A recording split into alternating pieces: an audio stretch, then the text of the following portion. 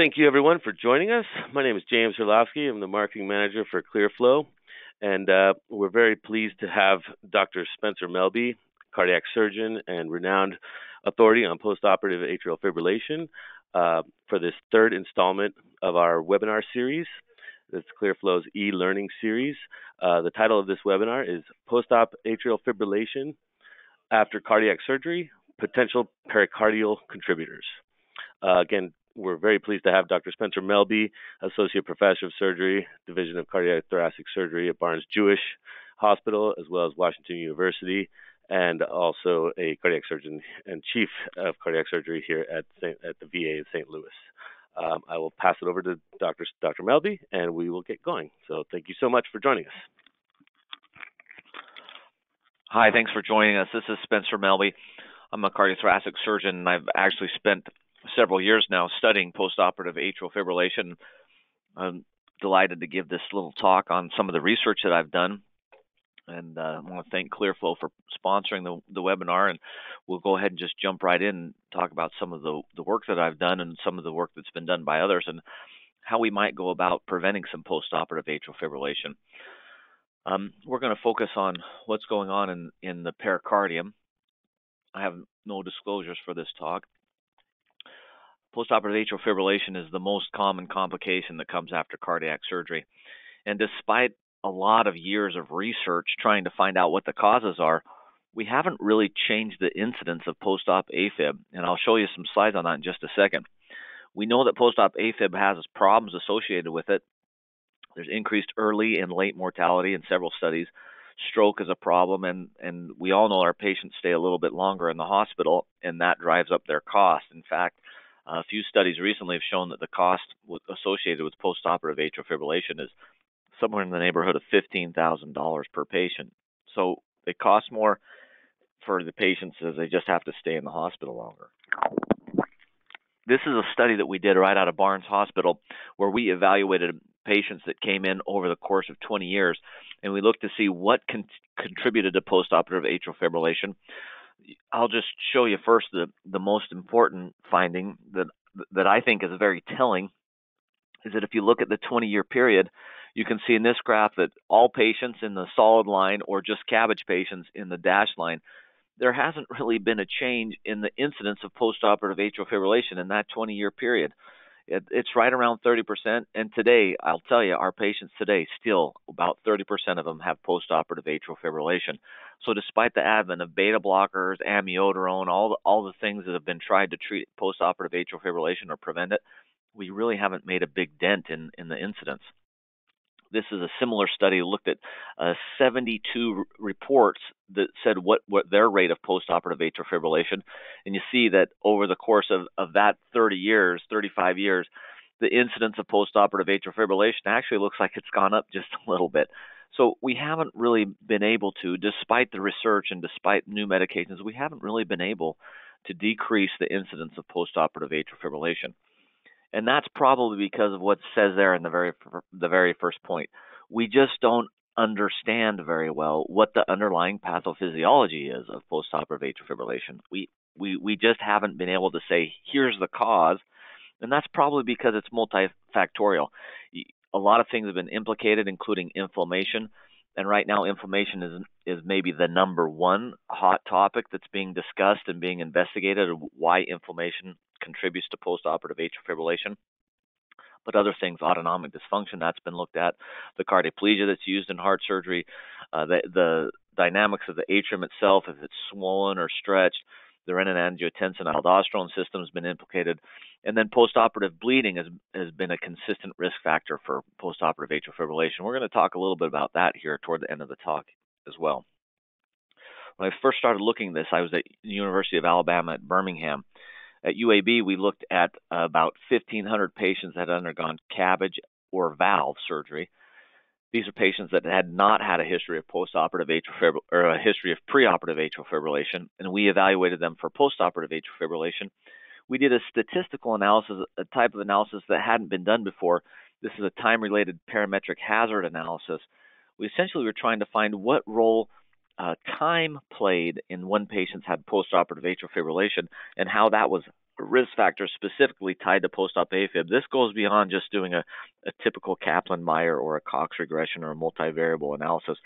This hadn't been previously described, and I'll just show you our main results of that study. If you look at the blue line on this slide, that is just a typical Kaplan-Meier estimate for freedom from postoperative atrial fibrillation. You see that at the very beginning you have a kind of a steep drop, and then it levels out, and then it drops again, and then it levels out a second time.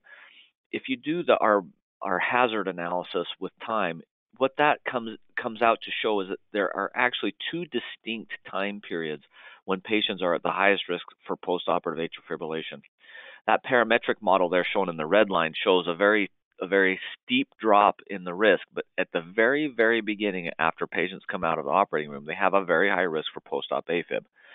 Then they have that drop down to day one, but about the time 48 hours later on day two, they have a second peak of risk for postoperative atrial fibrillation. If you take that red line and break it down, you can actually show that there are two separate distinct phases for risk of postoperative atrial fibrillation.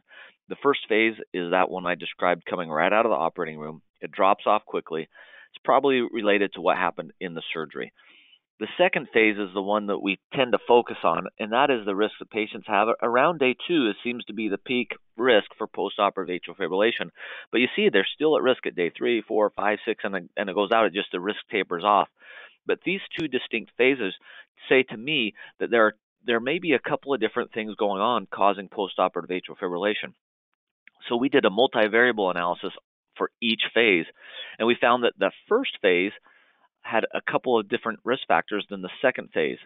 The age at the time of surgery was a risk for both phases, and that's very well described and well known. But the cross-clamp time and whether or not you had a mitral valve procedure were risks for phase one, where the weight at time of surgery or being Caucasian were both risks for phase two. What's important to me and what's the takeaway of this is that they're different risk factors for the different phases. That just tells me something different is going on in phase one versus phase two. And we are seeking and actively looking in our lab to find out what those risk factors might be. If you look back at the literature, a lot of risk factors have been named: age, gender, race, whether or not you have hypertension, previous atrial fibrillation, redo surgery, congestive heart failure, valve disease, left atrial enlargement. The greatest of all these is age. Patients who have increased age or over 70 have an odds ratio of 5.6 in one study. And that, I'll just show you another slide of that. Essentially, the older you get, as shown in this graph, your estimated probability of postoperative atrial fibrillation goes up, where after 70, it's up to 40%. After the age of 80, it's over 50%. After the age of 90, it's 65 to 70%. So the older you get, the higher your risk of postoperative fibrillation. There's something underlying in the atrium that's contributing to this. So we can't really undo age, but there are a lot of other predictors of post-op atrial fibrillation that maybe we can have an impact on. Here's some preoperative risk factors, some more: chronic obstructive pulmonary disease, peripheral vascular disease, renal insufficiency, obesity, left ventricular hypertrophy, right coronary disease. These are some things that play a role in post-op AFib. But we also know that some things that happen postoperatively give you an increased risk for postoperative AFib. If you have a myocardial infarction, that increases your risk of post-op AFib. If you have congestive heart failure that's just being difficult to treat, those patients tend to have more AFib after surgery. Respiratory failure and infections, those are contributors. Renal failure, cardiac arrest, and then hemorrhage. The last one on the list we're going to talk about a little bit here, and my research has actually gone down that pathway to some extent, that there are certainly some things that happen if there's blood around the heart. It seems to be a contributor to postoperative atrial fibrillation. So let's explore that point just a little bit. In that same study where we looked at 20 years of history of patients at Barnes Jewish Hospital, we found, if you look down here in this bottom, it's outlined in a little red box, that patients that had to have a re-exploration for bleeding, they had a higher risk. In fact, their odds ratio was 1.72 of having postoperative atrial fibrillation. That just tells me something's going on. If a patient has to go back to the operating room for bleeding, they tend to have more postoperative atrial fibrillation. Then what is it about that ongoing hemorrhage that that may contribute to postoperative atrial fibrillation? And that's a question that we asked and investigated in the lab, and I'll show you those results in a second. This is another study that shows something similar. This came out of London. This is a study, out of Liverpool, out of England. This is a study that looked at patients, over 17,000 patients. They looked back 10 years of patients that either had isolated CABG or had an aortic valve replacement in CABG, and looked to see, okay, who had postoperative atrial fibrillation. It turns out that if you had an isolated CABG and you had to have a re-exploration for bleeding, then that was statistically significant, that you had a higher rate of post-op AFib. And they just did a measurement of how much blood was drained into the chest tubes after surgery. If you had a higher rate, 800 cc's of blood versus 720 cc's, then that was also a predictor of postoperative atrial fibrillation. And that was true for both patients who had lone CABG or had an AVR plus CABG. And you see them highlighted here around this little red box. But essentially, it almost doubled the rate of postoperative AFib if you had to be re-explored for bleeding, or if you had a higher rate of bleeding in your chest tubes. They were both predictors of patients who had post-op AFib. So it seems that something about the blood in the pericardium plays a role in who has postoperative atrial fibrillation. This study came out of the Cleveland Clinic where 12,000 CABG patients, these are patients who only had coronary bypass grafts, they looked at 12,000 patients over a 7-year period. This actually was a study. They were focusing on who had to have transfusions and what the different morbidity associated with transfusions were. But one of the morbidities that was associated with transfusions is postoperative atrial fibrillation again. So the patient that were not transfused had a much lower rate, almost half the rate of patients who had to have a blood transfusion. They had very low rates of post-op AFib, but it went from 4.9% up to 7.8% in those that did not have a transfusion versus those who had a transfusion. So it seems that patients that were bleeding and required blood, those patients had a risk for postoperative atrial fibrillation. So we started this study where we said, is it something to do with the blood in the pericardium? Is there some contributor to postoperative atrial fibrillation? So we set up a study. We have access to the fluid around the heart, and this is what we did. And this actually is an ongoing study we're still doing. It's funded by the VA. We have a grant, and we've looked at over 100 patients now. Essentially, this is what we did: is we captured the pericardial fluid from patients.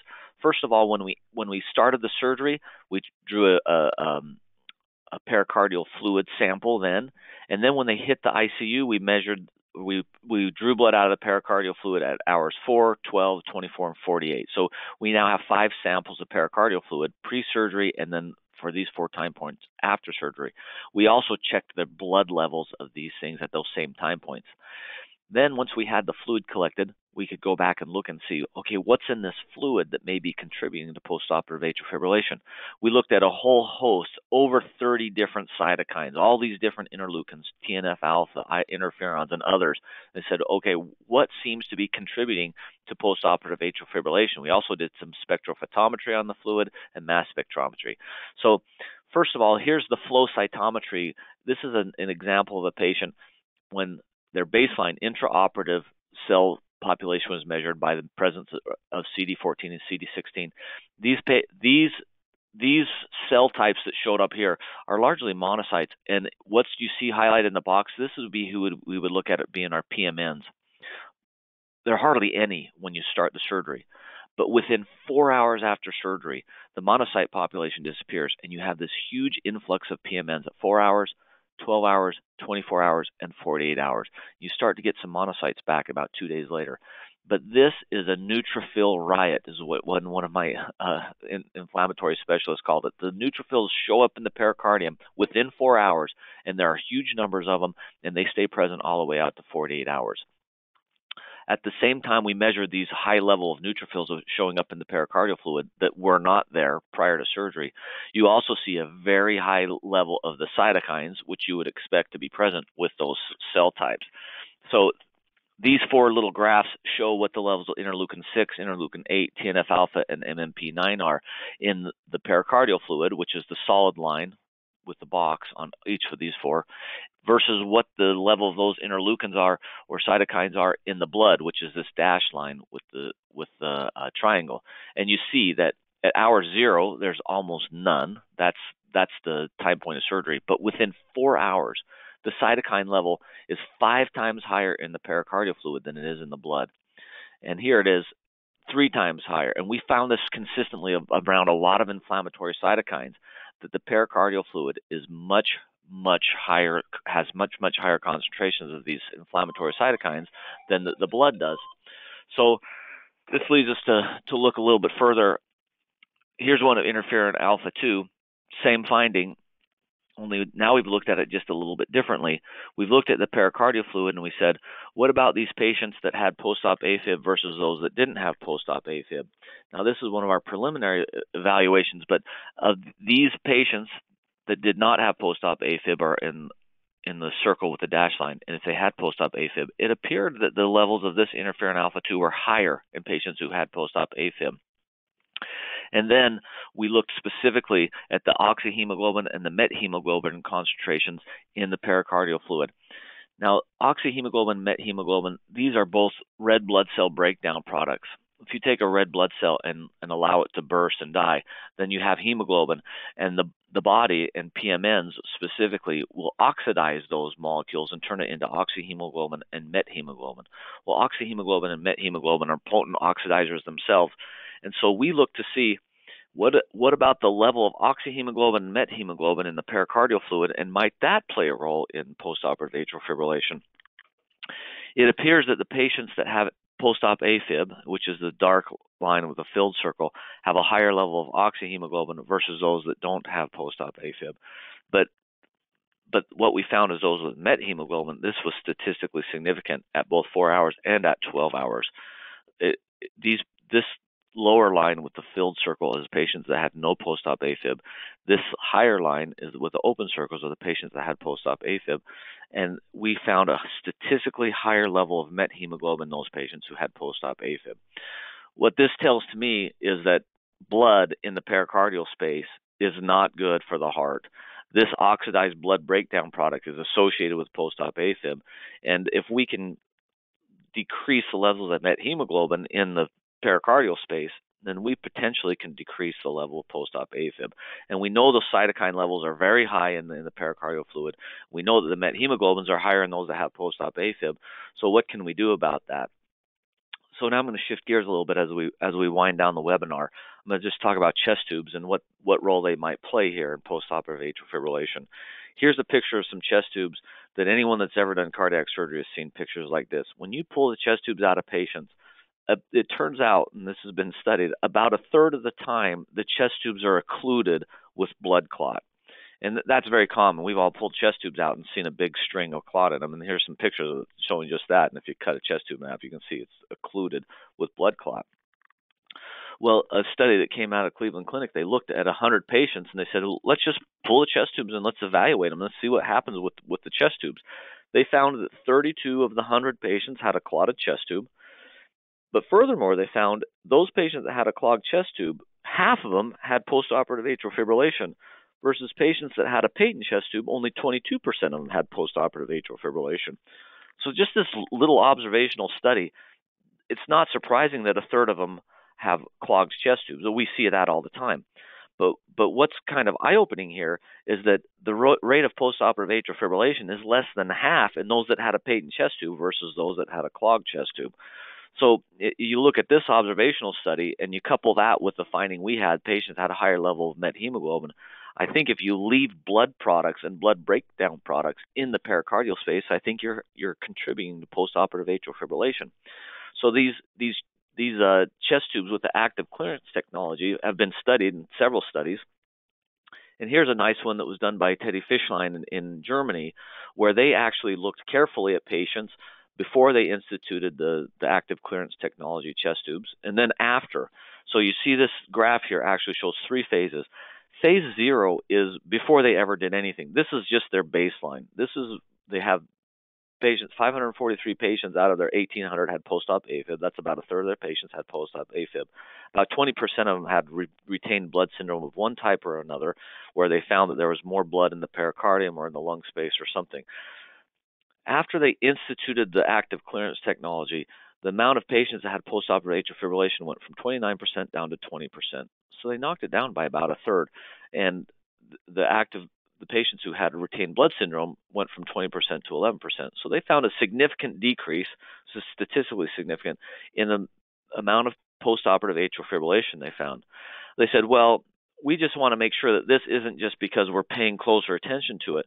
So then they actually went back to using the same chest tubes they were using before and took off the active clearance technology, and that's phase 3 here, and their post-op AFib rate went back up.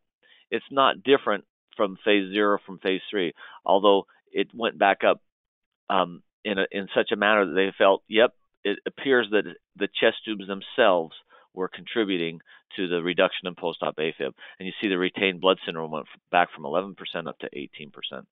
So that study was done in Nuremberg is promising, and I think it corroborates a little bit of the study that we had of having methemoglobin in the pericardium being a risk factor for postoperative atrial fibrillation. So if you look at this study and you say, well, what can I do for reducing postoperative atrial fibrillation? I'd say there are some things we can't help. We can't change the patient's age. They show up whatever age they are. We can't really change their preoperative risk factors. But one of the things we can do is we can reduce how much blood is in the pericardial space, and that's by simply keeping an actively patent chest tube. Make sure the chest tube is doing the job that it's supposed to do. I mean, we put it in there for a reason. And if you can do that, you can reduce the postoperative atrial fibrillation.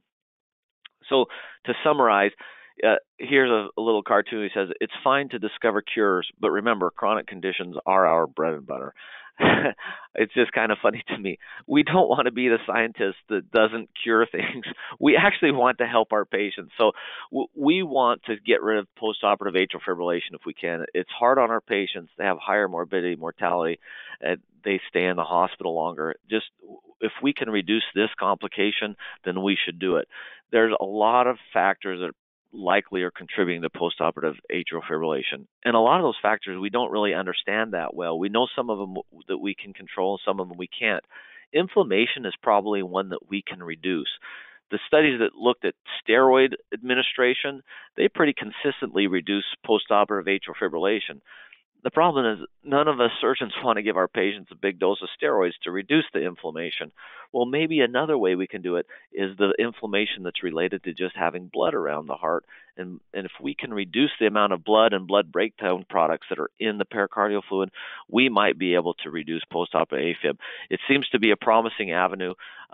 The studies are looking very promising. Those people that have looked at this carefully with this active clearance technology have had great results. I think that we can just summarize all these findings. If we can reduce the retained blood and the blood breakdown products in the pericardial space, we can reduce postoperative atrial fibrillation. I want to thank everybody for tuning in. Thank you for your attention, and I'm going to pass off now. I'm happy to answer any questions that anybody might have. Thank you again so much, Dr. Melby. Incredibly informative, and thank you so much for sharing a lot of your findings there with us. Just a couple questions that did come in. One is basically, in your opinion, and you may have already answered this, I think you may have, but in your opinion, what would be the current most effective method, or a combination of methods perhaps, to try and minimize or prevent post-op AFib after cardiac surgery? Again, I think you may have mentioned this, but I don't know if you'd like to try and address that question. So it's a question it's a challenging question, actually, because we don't really have anything that's that effective to reduce postoperative atrial fibrillation. The medications that I'm thinking of, amiodarone, beta blockers, everyone pointed to that and said, well, if we can get our patients on beta blockers, we should be able to reduce postoperative atrial fibrillation. It turns out that in the big studies with hundreds of thousands of patients that the STS has published, the beta blocker patient population actually has a little bit higher risk of postoperative atrial fibrillation.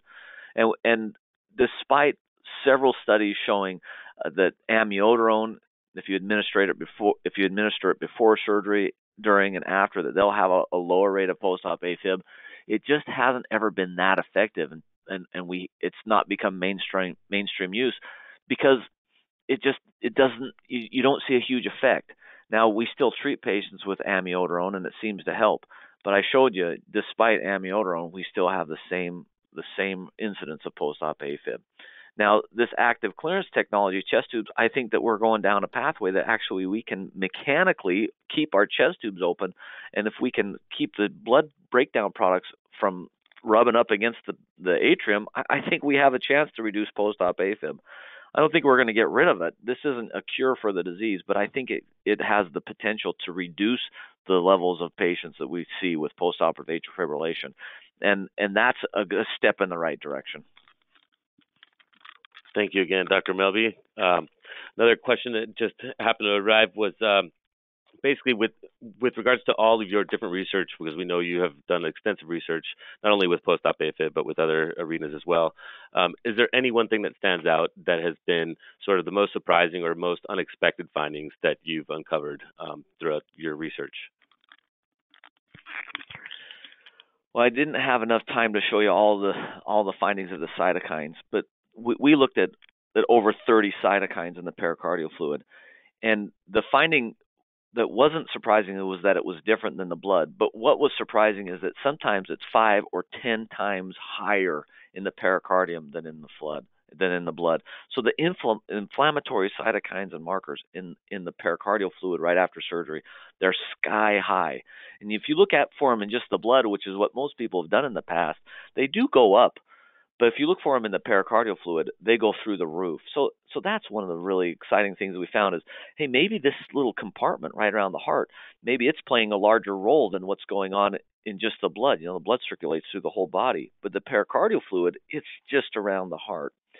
We also have had some more exciting recent findings that we submitted to and have had accepted at the AATS. So if you come to the meeting of the AATS, you'll get to see our most recent findings. We found some more markers of what increases postoperative atrial fibrillation in the pericardial space.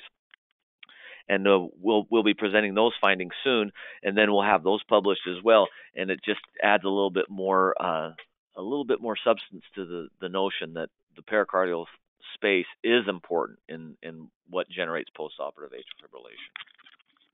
Again, thank you so much, Dr. Melby. And you actually you preempted my last question. I was going to be so self-indulgent to ask you if you had any little nuggets you could share with us as far as your upcoming presentation at the AATS in Toronto.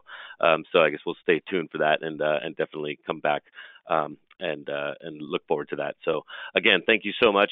Thank you everyone for joining, and make sure to also stay tuned for the upcoming next series of the next installment of our webinar series, which will be coming up soon, and it will be by way of Dr. Mark Gillenoff from Cleveland Clinic. So definitely stay tuned for that, and we will definitely let you know when that is on the rise. So thank you again, and have a great day. Goodbye.